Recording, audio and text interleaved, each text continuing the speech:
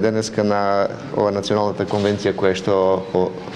шеста национална која што се одржува како сесија, ние во континуитет сме присутни тука, така да и ова мое присуство денес даваме на големо значење токму на темата и она што се случува околу климатските промени. Знаеме дека најголем, односно прв на удар е токму земјоделството кое нас и како не засега, а сето тоа е со рефлексија на производството, се рефлектира на кај самите земјоделци, но секако и бизнис секторот, а и севкупното производство на отворено, каде што најмногу се изложени токму овоштарските, градинарските и лозарските култури, каде што ние од нашава држава се иезни од извозно ориентираните. Така да она би напоменал дека Министерството не седи, туку влегува во овој предизвик. Вие сигурно не следите и знаете добро кои се мерки превземаме. Многу блиску и многу брзо ќе се објави меѓународниот тендер за засејувањето со сребројодит, односно авионското засејување. Инаку секако дека за ова требаше една подготвителна фаза, така да последната година интензивно се подготвувавме. Знаете дека преку управата за хидрометеоролошки работи веќе неколку лаборатории преку програмата за рурален развој се реновира, односно се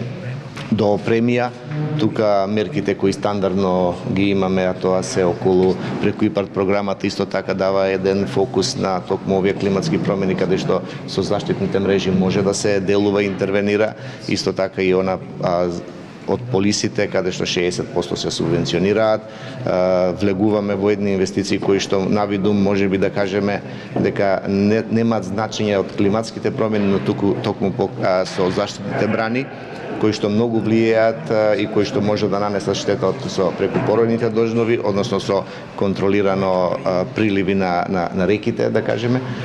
Исто така би напоменал дека во овој сегмент сериозно е земено дури и со последната функционална анализа која што ја работевме со финансирање од ЕУ, а преку Светска банка, каде што се посочува дека во самото министерство има потреба веќе од постоење на оделение, односно сектор, се уште тоа не е решено во каква форма ќе биде, кои токму ќе работат и ќе следат овие климатските промени, односно сите оние штети кои што се случуваат. Знаете дека само додека сме ние она што го следиме во последните 3-4 години над 15 милиони евра се исплатени штети само од програмата за директни плаќања, кои што на некој начин се минусираат од оние директните субвенции во смисла во вкупниот буџет, но тоа еве сега ќе искористам прилика дека само со ребалансот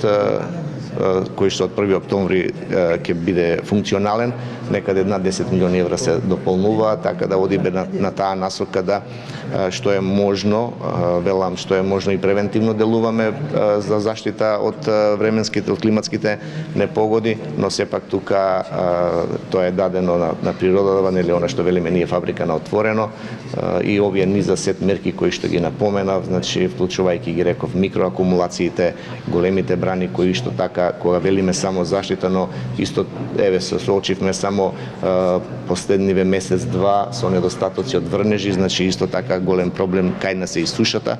Со сите овие инвестиции кои што се работат, би напоменал само едно поголемо задолжување со КФ, германската банка, некаде околу 80 милиони евра ќе се инвестира токму во 4 големи системи за наводнување, каде што очекуваме некаде на 30.000 хектари да бидат покриени со систем за наводнување. Така да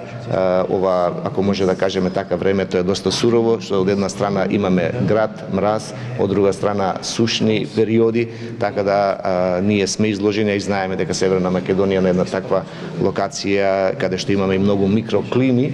сето тоа влијае, да кажеме, негативно на земјоделските посеви, но тука сме ние да превземеме превентивни мерки и да делуваме таму кај што треба да се делува, значи со разбивање на облаци, односно таму кај што треба да се делува со системи за наводнување, сето тоа да биде ставено во функција и што е можно да извлечеме поголем максимум, односно поголеми приноси од самите земјоделски култури. Благодарам.